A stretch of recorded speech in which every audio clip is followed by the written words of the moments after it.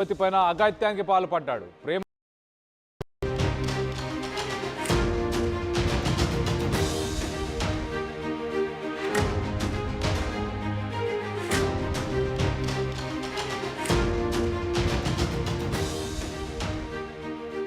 Breaking news చూస్తున్నాం. ఇటు జగిత్యాల జిల్లాలో దారుణం చోటు చేసుకుంది. చెల్లి వరుసైన ఒక యువతి పైన అఘాయిత్యానికి పాల్పడ్డాడు. ప్రేమ పేరుతో వేధిస్తూ ఇటు చెల్లి పైన అఘాయిత్యం చేశాడు మనోజ్. ఎవరికైనా చెబితే తన తమ్ముణ్ణి ఇద్దరిని చంపేస్తానని బెదిరించాడు. పరిస్థితిని ఎవరికి చెప్పుకోలేక ఆ యువతి మరణానికి పాల్పడింది. ఇటు మనోజ్ని ఎట్టి పరిస్థితుల్లోనూ వదలొద్దని ఆ యువతి ఒక లేఖని రాసిపెట్టి ఆ అఘాయిత్యానికి పాల్పడింది. ఇటు నిందితుడిని కఠినంగా శిక్షించాలని ఇటు తల్లిదండ్రులు డిమాండ్ చేస్తున్నారు. ఇటు చెల్లి వరుస అయ్యే ఆ అమ్మాయిని 20 ఏళ్ళు చదువుతుంది, 20 ఏళ్ళ ఆ అమ్మాయిని ఇటు అన్న వరసలో ఉన్న మనోజే మొత్తానికైతే ఇటు ప్రేమ పేరుతో వేధిస్తూ వచ్చాడు. తర్వాత తనని ఒక అఘాయిత్యానికి పాల్పడేలా చేశాడు.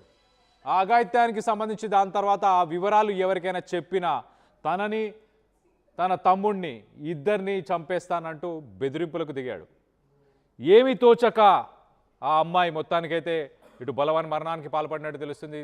దీనికి సంబంధించి మరింత అప్డేట్ తీసుకునే ప్రయత్నం చేద్దాం. ఇటు మా ప్రతినిధి చంద్రశేఖర్ ఉన్నారు. చంద్రశేఖర్తో మాట్లాడి మరి కాసేపట్లో ఇటు చంద్రశేఖర్తో మాట్లాడే ప్రయత్నం చేద్దాం. మొదటగా ఇటు తన తల్లిదండ్రులు ఏమంటున్నారో ఒకసారి ఆ తల్లిదండ్రుల మాటల్లోనే ఒకసారి వినే ప్రయత్నం చేద్దాం.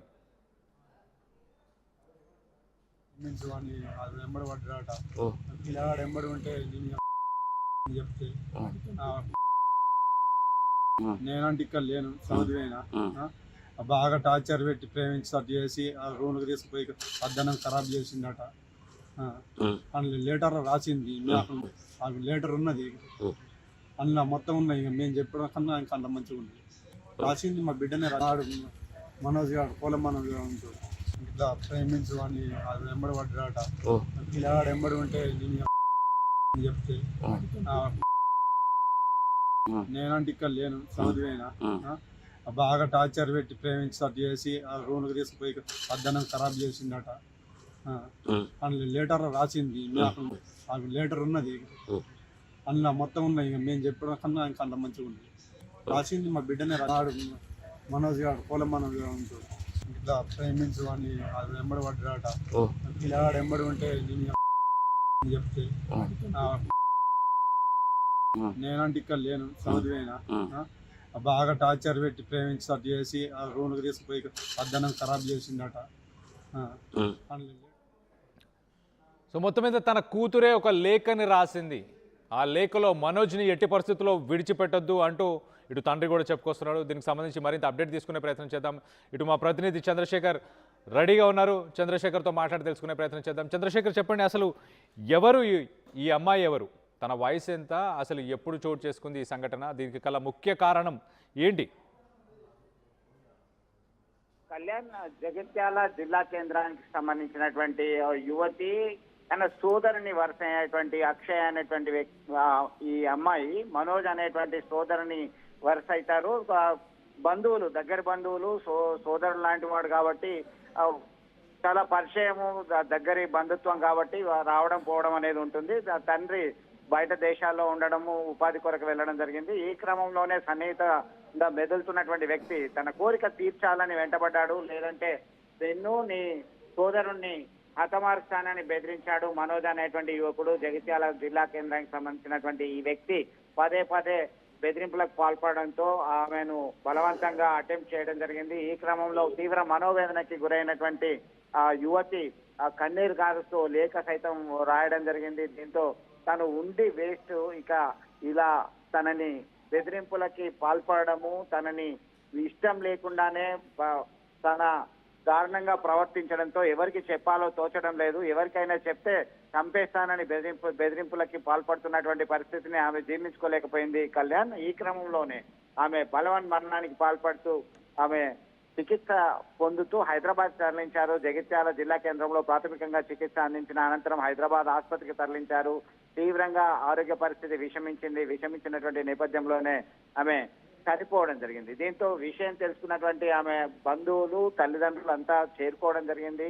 తీవ్రంగా ఆగ్రహావేశాలు వ్యక్తం చేస్తున్నారు. ఒక్కగానొక్క కూతురు, అల్లారు ముద్దుగా పెంచుకున్నటువంటి తన కూతుర్ని ఇలాంటి అఘాయిత్యానికి పాల్పడి, బెదిరింపులకి పాల్పడి లొంగ తీసుకున్న తర్వాత ఆమె బతికిని నాశనం చేశాడు. ఇలా అతన్ని కఠినంగా శిక్షించాలని డిమాండ్ చేస్తున్నటువంటి పరిస్థితి. విషయం తెలుసుకున్నటువంటి వెంటనే స్థానికంగా ఉన్నటువంటి ప్రజాప్రతినిధులు, అలాగే జీవన్ రెడ్డి, మాజీ ఎమ్మెల్సీ, కాంగ్రెస్ సీనియర్ నేత జీవన్ రెడ్డి సైతం వీరికి పరామర్శించడం జరిగింది. కుటుంబ సభ్యులను ఓదార్చడం జరిగింది.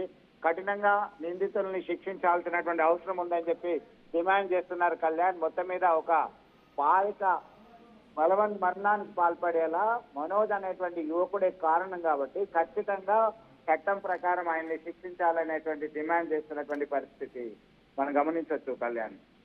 Right Chandrashekar, thanks for the latest update. So మొత్తం మీద ఇటు జగిత్యాలలో ఒక దారుణం చోటు చేసుకుంది. ఒక అన్న వరుస అవుతున్న వ్యక్తి మనోజ్ తన చెల్లెల్ని అఘాయిత్యానికి పాల్పడ్డాడు. మొత్తానికైతే ఎవరికి చెప్పుకోవాలో అర్థం కాక ఆ అమ్మాయి ఇలాంటి ఒక డెసిషన్ తీసుకుంది. దానివల్ల ప్రస్తుతానికి మనోజ్కి ఎలాంటి కఠిన శిక్షను విధించాలంటూ ఒక లెటర్ని కూడా రాసిపెట్టింది.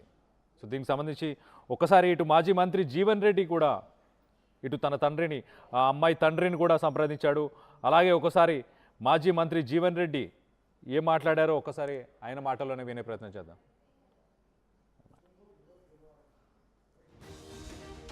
ఓకే, ఒకసారి మనం చూస్తే కనుక ఇటు జగిత్యాలలో చోటు చేసుకుంది ఈ ఇన్సిడెంట్. ఆ ఫొటోస్ యూట్యూబ్ గైడ్లైన్స్ కారణాల వల్ల దాన్ని కొంత బ్లర్ చేసి పెట్టాము.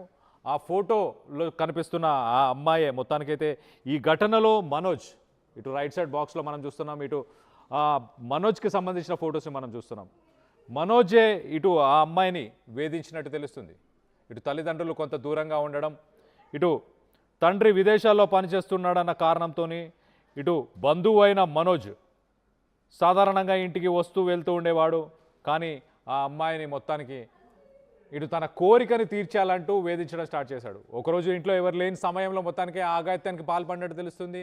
ఎవరికైనా ఆ విషయాన్ని చెప్తే గనక తనని తన తమ్ముడిని ఇద్దరిని ఖచ్చితంగా చంపేస్తానట్టు ఇటు బెదిరించాడు. మొత్తానికైతే మానసిక వేదన, మానసికంగా కొంత కృంగిపోయిన ఆ అమ్మాయి ఒక తీవ్రమైన ఇలాంటి ఒక డెసిషన్కి తీసుకోవడం జరిగింది. మొత్తానికైతే తను చనిపోవాలనుకుంది. తను చనిపోతూ ఇటు మనోజ్ చేసిన అఘాయిత్యానికి సంబంధించి, అలాగే మనోజ్ పైన కఠిన చర్యలు తీసుకోవాలంటూ ఒక లెటర్ని రాసుకొచ్చే ప్రయత్నం చేసింది. దాన్ని ఇటు పోలీసులు అలాగే బంధువులు మొత్తానికైతే పోలీసులు ఆ లెటర్ని చదివి మొత్తానికైతే తనపైన కేసు నమోదు చేసి తనకి కఠిన చర్యలు తీసుకోవాలంటూ చెప్పుకొచ్చే ప్రయత్నం చేశారు. దీనికి సంబంధించి మీ అభిప్రాయాలు ఏంటనేది కింద కామెంట్ రూపంలో తెలియపరచండి.